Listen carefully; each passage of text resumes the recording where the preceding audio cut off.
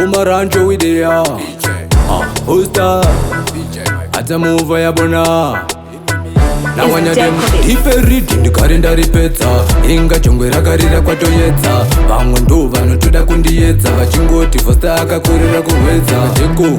chapindirwa nekwedere vari kure ndati rekera vaswedere ndiri mambo kwete tuterere ndane mbiri kutopfura yamahendere wanga uri kupiko tanze ona rakuchipiswa kunge zubuko imbopula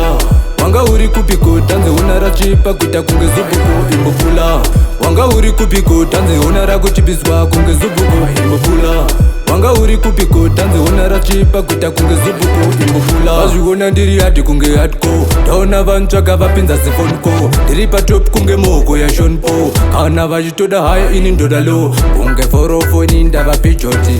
ndiri pakati kunge pivoti hanchamboteerera maidhoti handiisiwe kumbare kustodhati vakugaya kuti ndiri kuzvifonera isataringa ndinenge ndatodaira odzingamire zvavo kuzvigayira masvika ipapo vachamira kutobwaira wanga uri kupiko tanze ona rakuchipiswa kunge zubuko imbopula wanga uri kupiko tanze ona rachipa kuita kunge zubuko imbopula wanga uri kupiko tanze ona rakuchipiswa kunge zubuko imbopula wanga uri kupiko tanze ona rachipa kuita kunge zubuko imbopula iperidi ndikarenda ripedza inga chongwe rakarira kwatoyedza vamwe ndo vanotoda kundiyedza vachingoti fosta akakorera kuhwedza teko chapindirwa nekwedere vari kure ndati rekera vaswedere ndiri mambo kwete tuterere ndane mbiri kutopfura yamahendere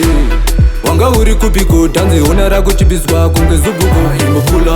wanga uri kupiko tanze ona rachipa kuita kunge zubuko imbopula wanga uri kupiko tanze ona rakuchipiswa kunge zubuko imbopula wanga uri kupiko tanze ona rachipa kuita kunge zubuko imbopula